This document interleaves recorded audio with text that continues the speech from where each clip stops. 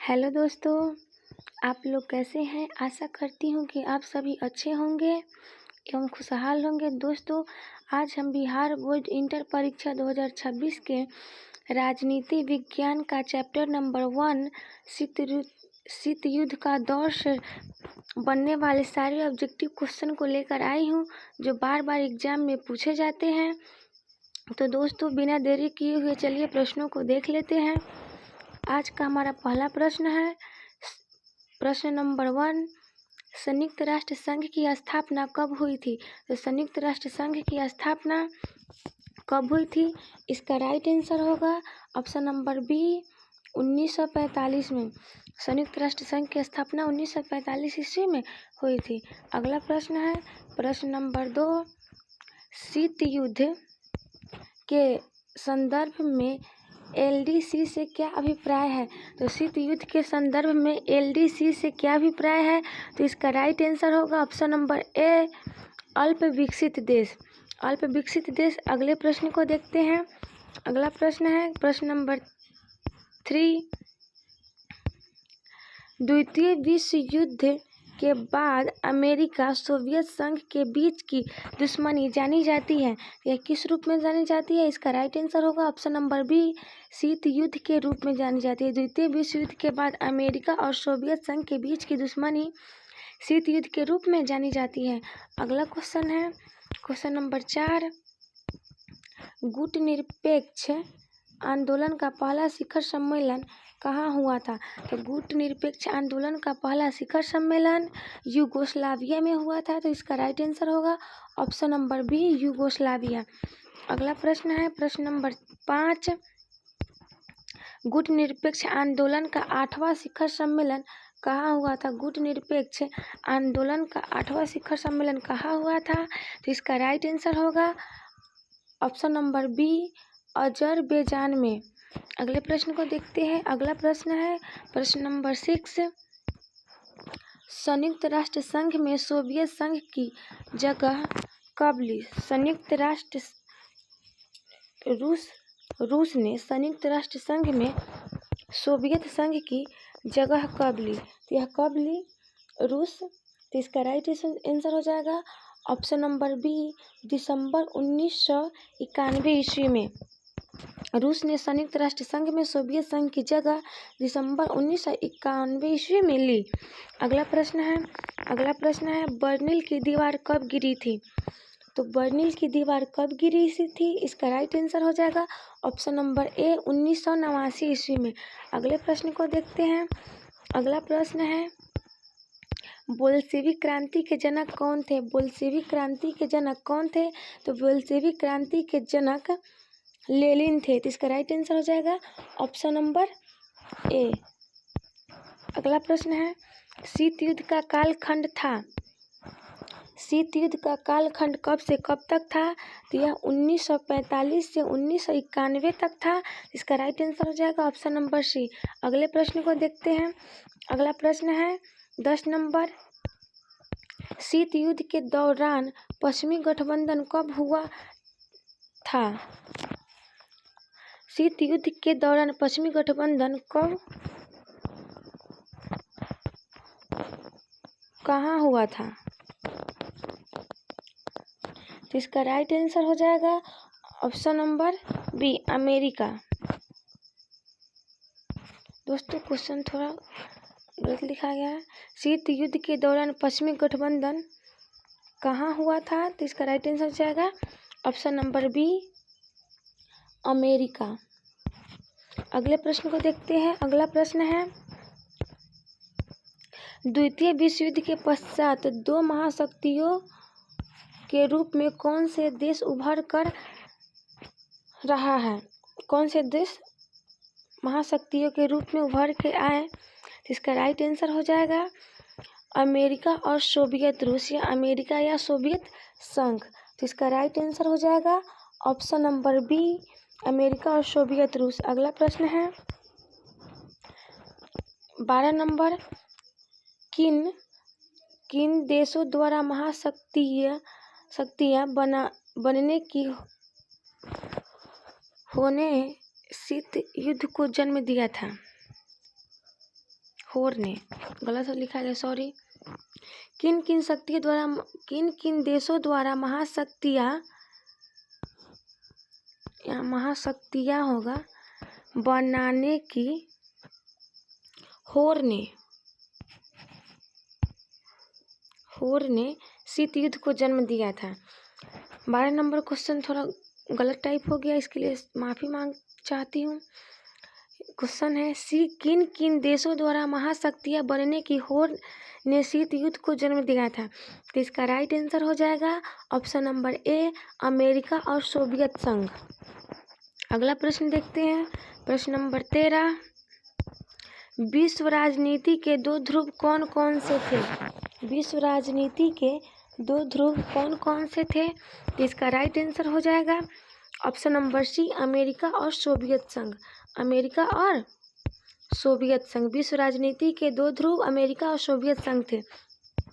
अगला प्रश्न है 14 नंबर प्रश्न। मिखाइल और गोर्बाचोव कौन थे? मिखाइल और गोर्बाचोव कौन थे? तो यह कौन थे? सोवियत संघ के महासचिव थे। तो इसका राइट आंसर हो जाएगा ऑप्शन नंबर बी, सोवियत संघ के महासचिव। अगले प्रश्न को देखते हैं। अगला प्रश्न है येल्टसिन किस देश के राष्ट्रपति बने? तो येल्टसिन किस देश के राष्ट्रपति बने? इसका राइट आंसर हो जाएगा ऑप्शन नंबर डी, रूसी गणराज्य। येल्टसिन रूसी गणराज्य के राष्ट्रपति बने थे। अगला प्रश्न है किन 2 गुटों के बीच शीत युद्ध चला था? तो किन 2 गुटों के बीच शीत युद्ध चला था? तो इसका राइट आंसर हो जाएगा ऑप्शन नंबर सी, अमेरिका और सोवियत संघ के बीच चला था। अगला प्रश्न है 17 नंबर। सोवियत संघ में साम्यवादी शासन की स्थापना कब हुई थी? सोवियत संघ में साम्यवादी शासन की स्थापना कब हुई थी? तो यह 1917 ईस्वी में हुई थी। इसका right answer option number A हो जाएगा। अगला प्रश्न है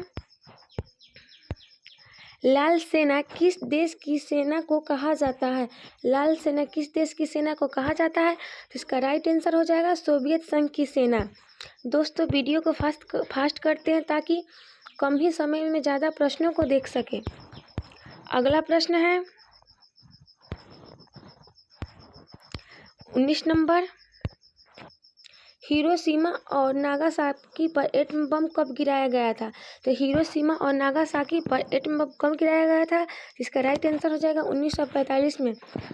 दोस्तों कमेंट में बताइएगा कि हिरोशिमा पे कब पहले गिरा या पहले नागासाकी पे।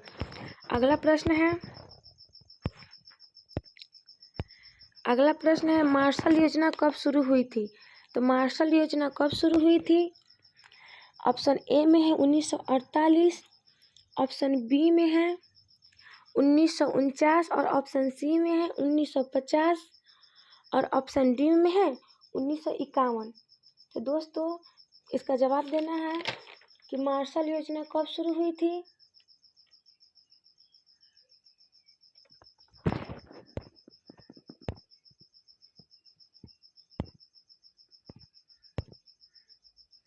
तो हमारा अगला प्रश्न है प्रश्न नंबर 21।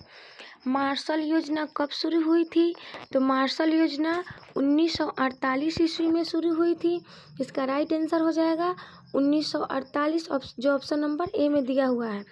मार्शल योजना को आधिकारिक तौर पर यूरोपीय रिकवरी प्रोग्राम भी कहा जाता है, इसे भी याद रखना है। हमारा अगला प्रश्न है प्रश्न नंबर 22। नाटो की स्थापना कब हुई थी? प्रश्न नंबर 22 में है नाटो की स्थापना कब हुई थी? इसके ऑप्शन को देख लेते हैं। नाटो की स्थापना कब हुई थी? इसका राइट आंसर होगा 4 अप्रैल 1949 ईस्वी को नाटो की स्थापना वाशिंगटन संधि पे हस्ताक्षर के साथ ही हुई थी। अगला क्वेश्चन है क्वेश्चन नंबर 23। चीन संयुक्त राष्ट्र संघ का सदस्य कब बना? चीन संयुक्त राष्ट्र संघ का सदस्य कब बना? तो इसका राइट आंसर हो जाएगा ऑप्शन नंबर बी, 1971 में चीन संयुक्त राष्ट्र संघ का सदस्य बना। अगला प्रश्न है प्रश्न नंबर 24। मार्शल योजना क्या थी? दोस्तों मार्शल योजना कब बनी? तो यह 1948 ईस्वी में बनी थी और इसका क्या उद्देश्य था?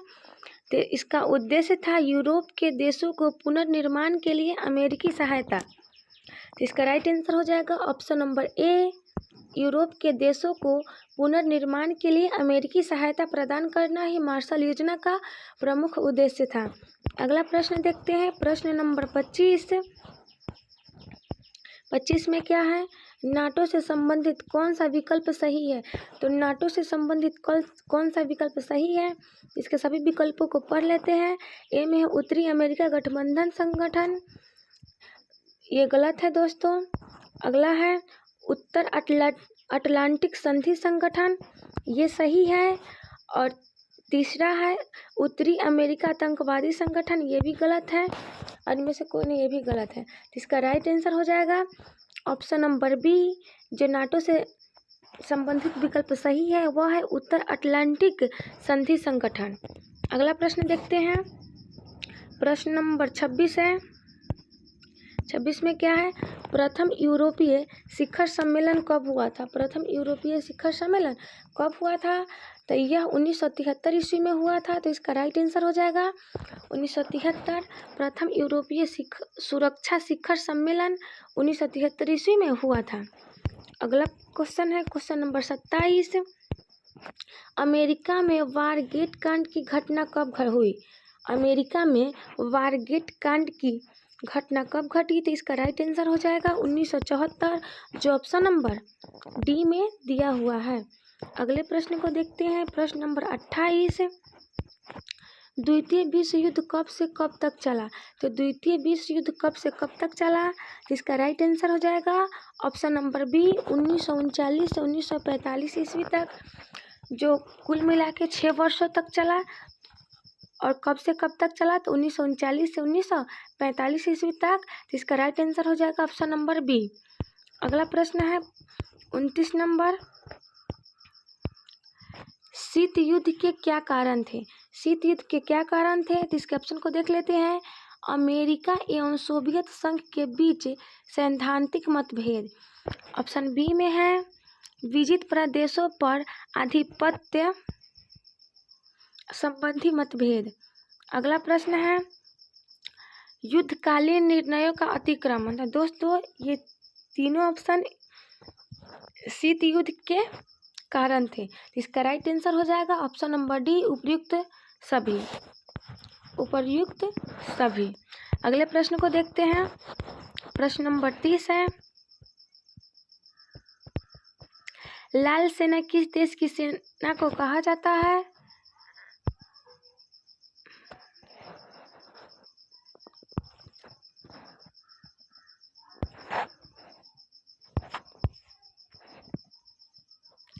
दोस्तों अगला प्रश्न है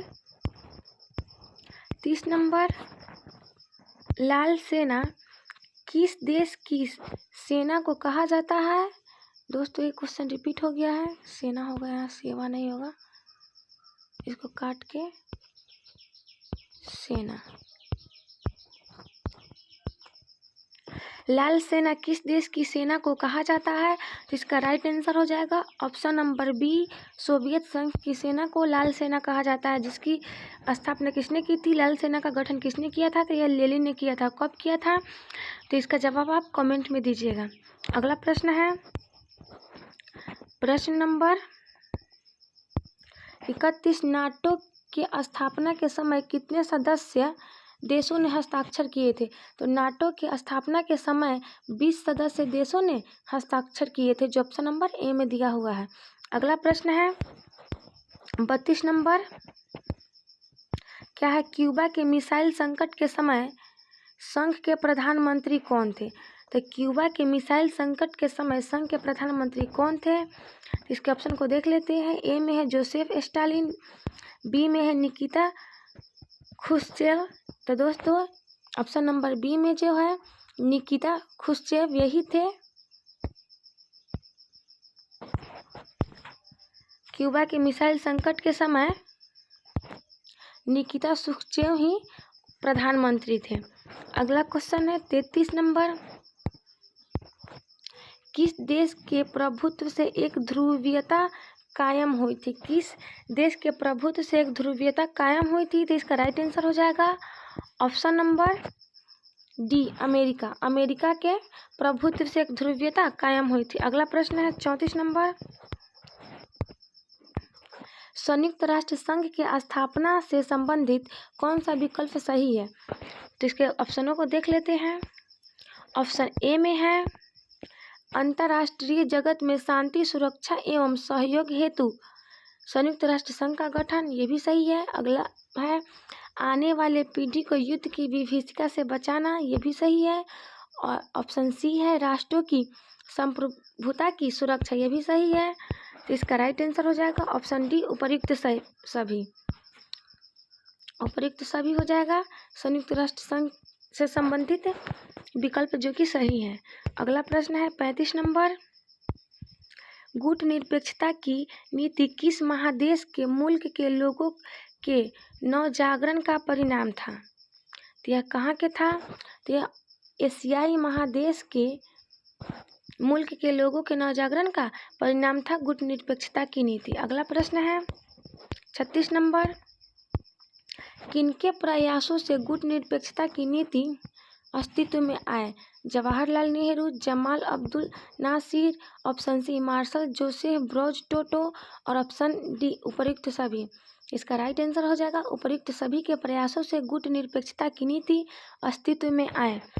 अगला प्रश्न है प्रश्न नंबर 37, निम्नलिखित में कौन गुटनिरपेक्ष आंदोलन के जनक नहीं थे? तो निम्नलिखित में कौन गुटनिरपेक्ष आंदोलन के जनक नहीं थे? तो इसका राइट आंसर हो जाएगा अराफात जो ऑप्शन नंबर बी में है। अगले प्रश्न को देखते हैं। प्रश्न नंबर 38 है, निम्नलिखित में कौन सोवियत संघ के विखंडन का परिणाम नहीं था? तो सोवियत संघ के विखंडन का परिणाम नहीं था। तो इसका राइट आंसर हो जाएगा ऑप्शन नंबर डी मध्य पूर्व में संकट, जो ऑप्शन नंबर डी में है मध्य पूर्व में संकट, यही सोवियत संघ के विखंडन का परिणाम नहीं था। अगला प्रश्न है प्रश्न नंबर 39, गुटनिरपेक्ष देशों का शिखर सम्मेलन नई दिल्ली में कब हुआ था? तो नई दिल्ली में गुटनिरपेक्ष देशों का शिखर सम्मेलन कब हुआ था? तो यह 1985 ईस्वी में हुआ था, जो कि ऑप्शन नंबर डी में दिया हुआ है। इसका राइट आंसर हो जाएगा ऑप्शन नंबर डी 1985 ईस्वी में। अगला प्रश्न है 40 नंबर, दूसरी दुनिया के देशों में किस प्रकार के देश आते हैं? तो दूसरी दुनिया के देशों में किस प्रकार के देश आते हैं? तो इसका राइट आंसर हो जाएगा ऑप्शन नंबर डी गुटनिरपेक्ष देश दूसरी दुनिया के देशों में आते हैं। अगला प्रश्न है 41 नंबर, पहला गुटनिरपेक्ष सम्मेलन कहाँ हुआ था? तो पहला गुटनिरपेक्ष सम्मेलन कहाँ हुआ था? इसका राइट आंसर हो जाएगा बेलग्रेड, जो कि ऑप्शन नंबर बी में दिया हुआ है। अगला प्रश्न है प्रश्न नंबर 42, 1917 में रूस में साम्यवादी राज्य की स्थापना किसने की? तो 1917 में रूस में साम्यवादी राज्य की स्थापना किसने की? तो इसका राइट आंसर हो जाएगा ऑप्शन नंबर डी लेनिन ने, और लेनिन ने ही लाल सेना का गठन भी किया था। बोल्शेविक क्रांति कब हुई थी? तो ये भी 1917 में हुई। अगला प्रश्न है 43 नंबर, पहले गुटनिरपेक्ष सम्मेलन में भारत का प्रतिनिधित्व किसने किया था? तब पहले गुटनिरपेक्ष सम्मेलन में भारत का प्रतिनिधित्व करने वाले व्यक्ति जो थे वह थे पंडित जवाहरलाल नेहरू, जो ऑप्शन नंबर ए में दिया हुआ है। अगला प्रश्न है प्रश्न नंबर 43, शीत युद्ध के दौरान शक्ति के कितने केंद्र थे? तो शीत युद्ध के दौरान शक्ति के 2 केंद्र थे। कौन कौन से थे? तो वो आपको पता ही होगा, पूर्व सोवियत संघ और अमेरिका। अगला प्रश्न है 44 नंबर, शीत युद्ध के दौरान जर्मनी का एकीकरण किस वर्ष हुआ? तो शीत युद्ध के दौरान जर्मनी का एकीकरण अक्टूबर 1990 ईस्वी में हुआ। तो इसका राइट आंसर हो जाएगा अक्टूबर 1990 ईस्वी में, जो कि ऑप्शन नंबर सी में है। शीत युद्ध के दौरान जर्मनी का एकीकरण 1990 में अक्टूबर 1990 में हुआ। अगला प्रश्न और इस वीडियो का लास्ट प्रश्न है, प्रथम विश्व युद्ध कब से कब तक चला?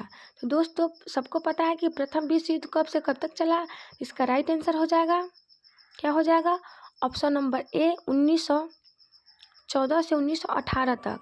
और द्वितीय विश्व युद्ध कब से कब तक चला, तो यह कब से कब तक चला, 1939 से 1945 तक द्वितीय विश्व युद्ध चला। इसे भी याद रखना है। दोस्तों, अगर वीडियो अच्छी लगी हो तो वीडियो को लाइक और शेयर ज़रूर कीजिएगा। अगर आप चैनल पे नए हैं तो चैनल को सब्सक्राइब कर दीजिएगा। फिर मिलते हैं किसी अगले वीडियो में, तब तक के लिए धन्यवाद।